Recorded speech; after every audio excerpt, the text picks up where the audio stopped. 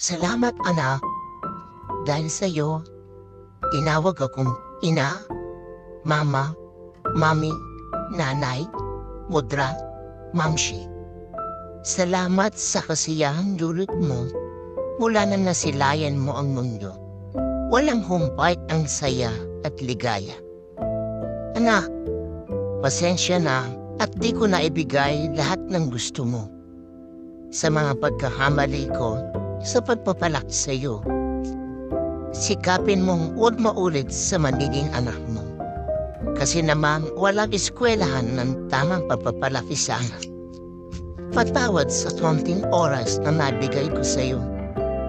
Ngayong matanda na ako, I have the luxury of time na. Pero ikaw naman ang busy. Okay lang, importante umuwi ka pa din dito sa bahay. Nagkakasabay pa din tayo kumain at minsan nagkukwentuhan. Lahat ng sana ko noon, di na ata pwede ngayon.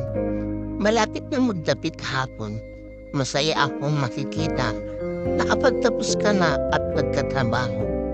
Bago pa ipikit ang mga mata ko, masasabi kong may napalaki akong mabuting tao. Salamat anak, dahil sa'yo ako'y naging isang ina.